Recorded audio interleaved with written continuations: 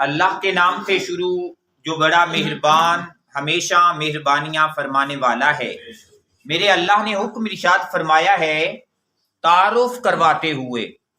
فرمایا الذی، وہی تو اللہ ہے، لہو، جس کے لیے ملک و بادشاہی ہے، السماوات، آسمانوں کی، والارض، اور زمین کی۔ فرمایا زمین اور آسمانوں کی بادشاہی جس کے پاس ہے وہی تو اللہ تبارک و تعالیٰ کی ذات ہے۔ اس مقام پہ سماوات جمع کا لفظ استعمال کیا گیا ہے اور الارض، زمین، واحد کا لفظ استعمال کیا گیا ہے۔ مفسرین کرام نے فرمایا کہ وہ جو 7 آسمان ہیں یہ طبق در طبق ہیں، کہ ایک آسمان ہے، پھر ایک آسمان کے بعد خالی جگہ ہے، پھر آسمان ہے، پھر خالی جگہ ہے، پھر آسمان ہے۔ 7 آسمان ایک دوسرے سے الگ الگ ہیں، اس وجہ سے اس کے لیے جمع کا صیغہ استعمال کیا ہے۔ اور جو زمینیں ہیں وہ 7 زمینیں جنہیں ہم کہتے ہیں، وہ تمام زمینیں آپس میں جڑی ہوئی ہیں، ان میں فاصلہ نہیں ہے، اس وجہ سے زمینوں کے لیے واحد کا لفظ جو ہے وہ استعمال کیا گیا ہے۔ تو فرمایا اللہ وہی ہے جو آسمانی دنیا کا بھی نظام چلا رہا ہے اور زمینی دنیا کے نظام کو بھی اس نے چلا رکھا ہے۔ جیسے آسمانی دنیا کا نظام خوبصورتی کے ساتھ اور حسن کے ساتھ چلا ہوا ہے، سورج کا ایک اپنا راستہ ہے، وہ اپنے راستے پہ جا رہا ہے، پھر اسی طرح چاند کا ایک اپنا راستہ ہے، وہ اپنے راستے پہ جا رہا ہے، پھر گردش کرنے والے جتنے سیارے ہیں ان کے بھی راستے ہیں، وہ اپنے اپنے راستوں پہ چل رہے ہیں۔ کوئی کبھی ایسا نہیں ہوا کہ چاند کبھی سورج سے ٹکرا جائے یا کوئی ستارہ یا سیارہ کسی چاند کے ساتھ ٹکرا جائے۔ فرمایا ایسا نہیں ہوتا، یہ نظام کیونکہ اللہ کا ہے اور یہ حسن کے ساتھ اور خوبصورتی کے ساتھ چل رہا ہے۔ اسی طریقے سے یہ دنیا کا نظام ہے تو یہ بھی میرے اللہ ہی کا بنایا ہوا ہے، تو وہ اس دنیا کے نظام کو بھی حسن کے ساتھ اور خوبصورتی کے ساتھ چلا رہا ہے۔ لیکن اگر ہم غور کریں تو کیا دنیا کا نظام ٹھیک چل رہا ہے؟ آٹا مل رہا ہے سب لوگوں کو، چینی مل رہی ہے سارے لوگوں کو، گھی مل رہا ہے سارے لوگوں کو۔ تو جب یہ ساری چیزیں ہم دیکھتے ہیں تو ہم سمجھتے ہیں کہ نہیں یار دنیا کا نظام ٹھیک نہیں چل رہا۔ تو وہ جو دنیا کا نظام ٹھیک نہیں چل رہا اس کے کچھ اور اسباب ہیں، لیکن جو حقیقی نظام ہے دنیا کا، کہ دنیا داروں کے لیے سورج طلوع ہوتا ہے تو اپنے مقررہ وقت پر، سورج غروب ہو جاتا ہے تو اپنے مقررہ وقت پر، یہ اسی طریقے سے موسموں کا آنا جانا ہے تو یہ اپنے سارے کے سارے کام اپنی روٹین کے مطابق ہو رہے ہیں، گویا اللہ کا نظام 100% ٹھیک چل رہا ہے۔ تو پھر یہ جو خرابی ہے یہ کہاں ہے؟ یہ وہ نظام ہے جس کا اقتدار اللہ تعالیٰ نے اپنے بندوں کے سپرد کیا ہوا ہے۔ تو یہ جو کچھ پھر ہمارے ہاتھ لگ گیا ہے نا، تو ہم نے پھر چاہا ہے کہ بس ہمارا گاڑی بھر لیا جائے، دوسرے جدھر جاتے ہیں وہ چلے جائیں۔ تو یہ جو خرابیاں پیدا ہو گئی ہیں یہ ہماری وجہ سے پیدا ہو گئی ہیں۔ باقی رہا اللہ کا نظام تو وہ آسمانوں میں بھی شاندار طریقے سے چل رہا ہے اور زمین کے اندر بھی شاندار طریقے کے ساتھ چل رہا ہے۔ پھر ارشاد فرمایا واللہ، لوگوں وہی اللہ ہے، وہی اللہ کی ذات ہے کہ علی کل شیء، جو ہر چیز پر شہید، گواہ ہے، ہر چیز کے اوپر اپنی نظر رحمت ٹکائی ہوئی ہے، ہر چیز کو میرا اللہ مشاہدہ فرما رہا ہے، ہر چیز کو دیکھ رہا ہے۔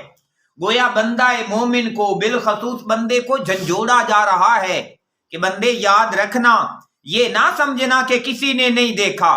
یہ نہ سمجھنا کہ یہ کام رات کے اندھیرے میں کر دیا ہے، یہ نہ خیال کرنا کہ یہ سارے سلسلے تو پردے کے پیچھے ہو گئے ہیں، کسی کو پتہ نہیں چلا۔ فرمایا ہو سکتا ہے کسی کو پتہ نہ چلے، پر وہ جو تمہارا اللہ ہے نا،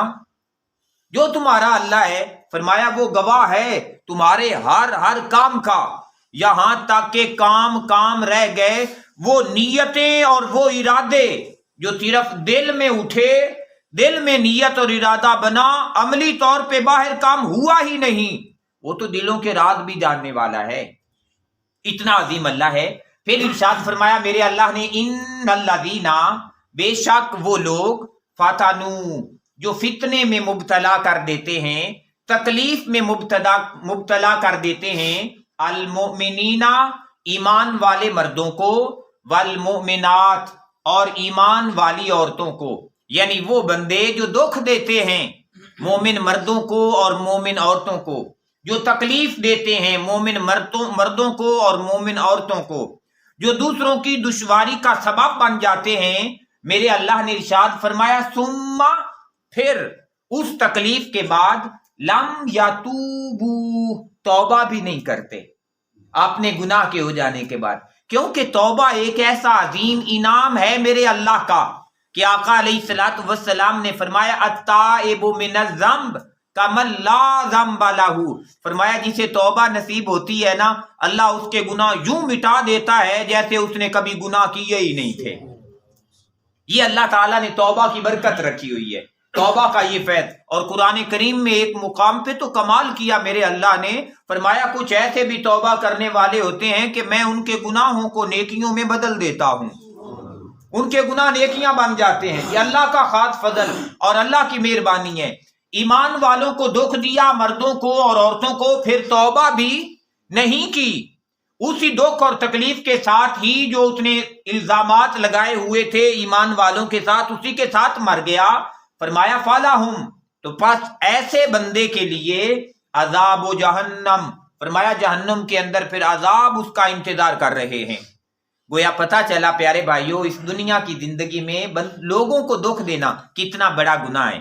لوگوں پہ الزام تراشیاں کرنا، لوگوں کے بارے میں غلط باتیں کرنا، یہ میرے اللہ کو کسی صورت گوارا نہیں ہے کہ کوئی بندہ کسی بندے کی چغلی کرے، کوئی بندہ کسی بندے کی غیبت دیکھیں آپ نے کسی بندے کی بات کر دی جسے ہم غیبت کہتے ہیں، وہ پاس نہیں تھا، کوئی ایسی بات کر دی کہ اگر اس کے منہ پہ کرتے نا تو اسے اچھی نہ لگتی،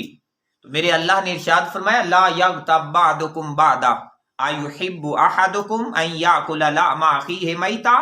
فکرہتموہ، فرمایا یہ جو ایک دوسرے کی چغلی کرنی ہے، غیبت کرنی ہے، نہ کیا کرو۔ کیا تم میں سے کوئی پسند کرتا ہے کہ اپنے مرے ہوئے بھائی کا گوشت کھائے؟ فرمایا یہ لوگوں کی غیبت کرنا تو ایسے ہی ہے جیسے کوئی بندہ مرے ہوئے بھائی کا گوشت کھا رہا ہے۔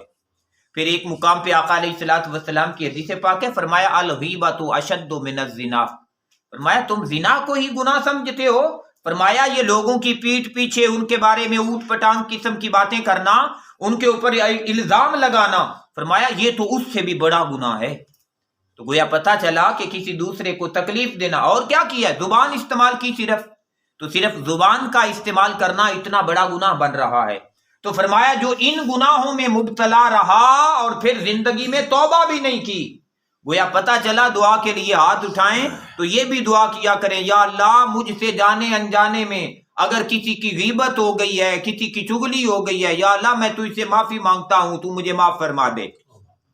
تو فرمایا ایسے لوگوں کے لیے جہنم کا عذاب ہے، وَلَهُمْ اور پھر ارشاد فرمایا ایسے لوگوں کے لیے